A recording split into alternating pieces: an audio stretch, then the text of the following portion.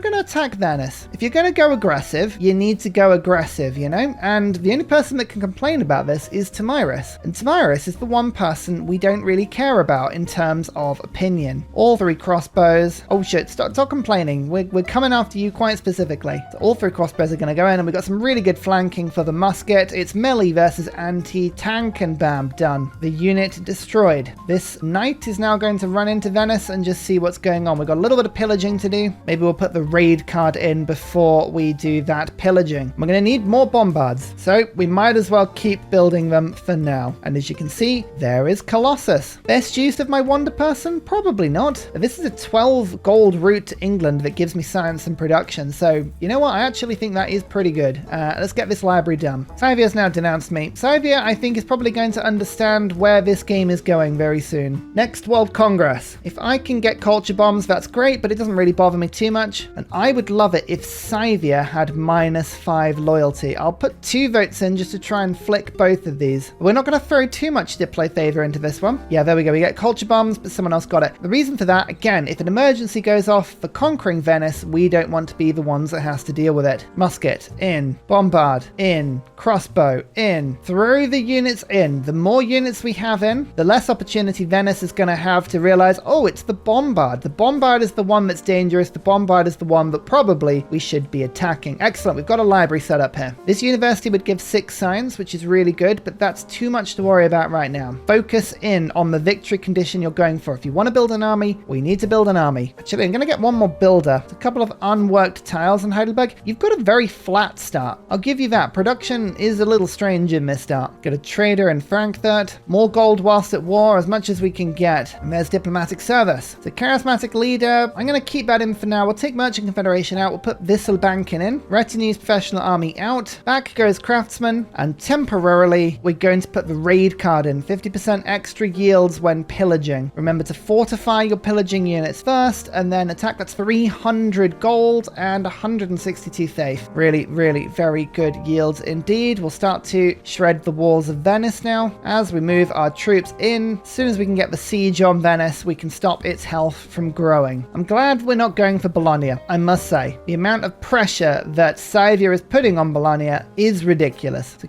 Ursa says, Scythia is going to be using their usual thing, where they go pretty much full cavalry and they expect to hold. So we do need to make sure we have quite a bit of anti-tank. Now, the bombard was specifically hit by Venice, which is annoying. It's a good thing we're going for a second bombard. Ideally, you want about 3 bombards in at the same time. Leveling up the crossbows nicely. Move in the knight. There is the siege. Siege is important because it now means that Venice is now not recovering health. Library finished in Munich. Again, what do we need to beat Scythia? Siege weapons and anti-cav. We're going to get another bombard going in Munich now. Just focus on what you need to win. Interestingly, we only took 18 damage that time, much less, so I can actually stand and fire again to get the upgrade. There we go, and that'll actually heal the city a little bit, and we plundered another trade route there. Amazing. The best thing about just making all these attacks with the crossbows is that we should have double, if not 3 promotions by the time we do go to war with Scythia, so we could rock up with field cannons. That is the upgrade path to pikemen into pike and shot. Yes, ballistics. I'm actually going to go for ballistics. Ballistics can be boosted if we get a military engineer, so let's do that quickly. +2 campus. Second bombard now on the way. Remember to fortify before you get a level, and crew weapons +7 when defending. That also applies when they are being shot at by city defenses. Look at these. Thistle banking routes powered up with my government. That means we can send more food, more production into Munich, as well as getting a little bit more science and culture. We're doing this from Pingala City because, of course, Pingala is giving culture and science per population. Yeah, it's only taking 8 damage rather than about 16. It's a huge promotion. This bombard will make its way around, get into the firing range as we still tickle down Venice. This is why having about 3 siege weapons is really important, because if they do have defenses, we'll be able to sort of spread out the damage quite nicely. And we've got better farms coming in now. This doesn't help with the production or science. It does mean at least my cities can grow a tiny bit, which is in itself quite useful. Let's get pike and shot working now in Heidelberg. I think these are going to be seriously important against the Scythian cavalry. I'm just seeing it now. They're going to give me absolute headaches if I don't prepare. And look, we're down to yellow health now. The more we damage Venice, the weaker it gets. It's brilliant. They've given up on the bombard and they're attacking the crossbow now. That's just even better. Look at that. I will take that as a result. City-states just can't fight back. They are easy prey. Remember that. Remember that always, I say. Both of these muskets are stood on tiles that I can pillage and heal on, so I will attack Venice. It does do a lot of damage to me, but it speeds it up, gives me combat strength, and then I can just pillage for the health back next turn. There's the military engineer. I normally build these for railroads, but today we're going to be putting 2 forts in my own territory in order to boost ballistics. How boring a world this is, eh? Let's just keep leveling these bombards up, and now Venice is really struggling. Now it's really struggling. You see, it's just death by 1,000 cuts sometimes. In fact, I'm even going to start to be really bold and attack with my knights. I think I could probably rush it this turn, but I'm going to do the usual trick of fortifying. Healing farms can be easily repaired. Very, very easily repaired by a builder, so we're not too worried about that. And humanism now means we've unlocked the invention card. How many workshops have I actually got? 1, 2, 3, 4. So that card is worth 12 engineering points per turn. You can see someone is actually rushing Eiffel. That's not on. That's not on at all. Ah, well. Raid is definitely not useful anyway. Not anymore. We'll pivot away for now. Let's go feudal contract. The good thing about this is that the pike and shot that we are starting to make is boosted 50% by that card. So Heidelberg will get this one done quicker. I've got 2 muskets. I'd rather have another pike and shot. Again, we're just playing to what we need to defeat Scythia. And this bombard will be finished next turn, which means I can then get another one. If I can take 4 or 5 bombards in, even better. You've got a really, really, really good entertainment complex put in the middle of all of my cities, so I am tempted to rush colonialism into natural history, but again, we're going to war, so I want nationalism. I want to get cores as soon as I can, so enlightenment it is. How many great people have I got so far in this game? Only the 1. All right, fine. That's not rushable then. If it was like 2, I would look to rush that, but not quite yet. Bombard number 3. It would help if I'd unlocked thoughts, wouldn't it? Okay, well, we need to go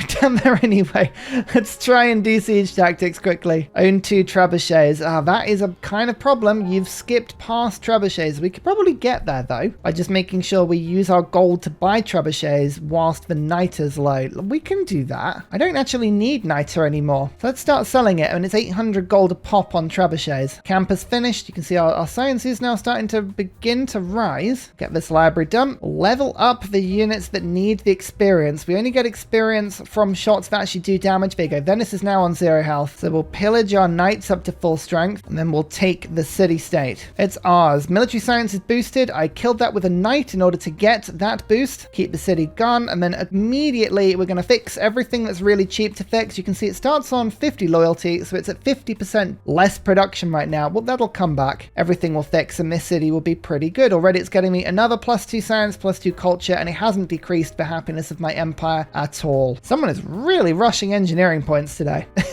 Whoever that is, if they're going for a lot of projects, it's not nice for us. At the moment, England has actually given me choral music and defender of the faith. You can see Scythia is spreading religion into me, which is Jesuit education. I actually would prefer Jesuit education because then I can use some of this faith to get myself a university. So I'm going to let these things actually convert me. Why not? Why not? Play into it, I say. Still selling Niter. There's 800 gold. From the city with the armory, we're going to now buy in a trebuchet. That's the first. I just need a second, and then we'll have siege tactics boosted. When you are behind in tech, you need every single boost you can get your hands on. Hansa finished in Nuremberg. Nice. Just a little bit of extra production. Let's get... Actually, I won't... Oh, both cities have a harbor, so this commercial hub is a tiny bit pointless. It does increase the production of both of these cities, so it's not pointless, really. Let's get that finished. No extra trade route, but some good stuff nonetheless. Doesn't look like they're going to want to convert us, unfortunately. But pike and shot. Nice. So on the front line, I'm going to hard build this trebuchet in 2 turns. Don't forget, by taking Venice, all of my cities have 20% production for 5 turns. And we've got another library. So we're really starting to grow quite nicely now. University built. In fact, actually, I'm going to rush that through instead of the bombard, because 2 universities, not only does that give me science, but it'll also boost printing. Line infantry is going to be a huge step up in military. Want to get that as soon as we can. Okay, let's see if England is still up for this. Yes. So we're going to go for a joint war against Scythia now. I want to keep the momentum going. We're now going to go to Babylon and ask if Babylon wants to join in, which they won't, but they might do if they build actually some units. We're going to keep an eye on the fact that Babylon has no units. Oh, Lahore. Lahore has declared on me, and Bologna is no longer controlled by Scythia. That is interesting in itself. Interesting. Right, we're just going to move in now. I have some very powerful units that are ready to spring. Bombards in all directions. Knights now approaching. I am expecting Scythia to defend itself with some very powerful units. So we're not looking like we're going to just sweep through this. All I'm looking to do is take this one city, Neapolis. Has it finished Casa? No, not quite yet, but it will finish it. If that finishes whilst we're at war, that would be very, very handy. We've just found Russia, 265 culture per turn. It's always a little bit worrying, isn't it? I wonder if we can convince Russia to join in on this war. Otherwise, they're not going to like the fact that we have done this. Okay, now here is the Scythian assault. We have a military alliance, which means we have +5 combat strength against these units. That in itself is good. The pike and shot are very powerful. Our cities have crossbow attacks. A lot of good stuff. A lot of good stuff, but it doesn't mean that we're going to have an easy ride at all. Russia, join in. Yes, there you go. You see, that's quite lucky. Russia now will join in. We'll ask for friendship. Nope, they're not going to ask for that. But now, hopefully, Russia will join us against any aggressive wars. All of my trade routes have now reset as well. That means I can send them all to my ally, although I don't really want to send them through Scythian land. That's a bad move. Send you to London. I might have to spread my trade routes out a little bit here and send them all separately to England. Russia will buy my luxuries, and they have 3 for me to buy, which is great. My bombards and my trebuchets are by far my most precious units. Those are the ones that I want to keep safe, so I'm going to pull those back into my encampments and make sure my pike and shots are the ones that get a full attack here. These things are tough. These things are going to shred through the Scythian cavalry. See how Scythia... Oh, they chewed through one of my trebuchets there. That is a little bit annoying. That means the boost for siege tactics is going to have to wait. We're going to switch over to printing now. We're just juggling our tech to make sure that we have as much as we can. Scythia has discovered and unlocked cores as well. Focus fire on the units that can be killed. There's a lot of troops around here, and they're going to take all my trade routes. So I'm just hanging on here before I launch them because, yeah, Scythia is just munching them, and I don't want them to be munched. Just playing defensively as well. I'm letting them move around, and I'm waiting until I can get kills. As soon as I attack and have any units damaged, the problem is that then Scythia gets +5 against them, which isn't very helpful. Oh, they're just charging into my pike and shot. That feels aggressive. I feel like Scythia is feeling emboldened there to be able to do that. But they've left themselves exposed, and now I can use pike and shot to kill a core, which gives me an era score. Amazing. That horseman can just be killed. Again, we can stack on attacks against that unit. 2 turns on Trier. Tria's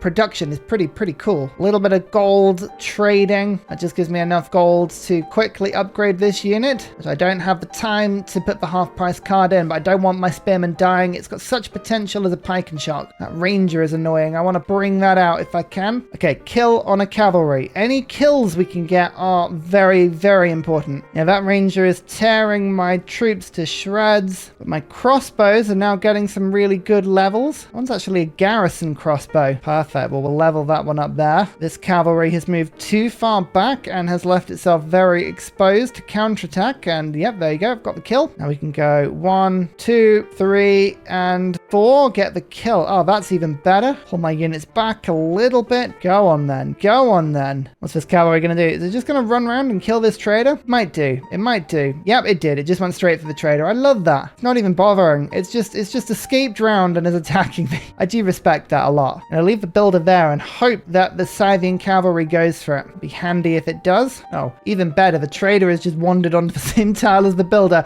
Okay, well that definitely helps. Oh. Cheeky. I mean, by doing this, Scythia has given up like all hopes of being able to keep these things alive. It's not brilliant for them, but it is still really annoying. Okay, right, let's get some thoughts going now. Finish that next turn. Attack.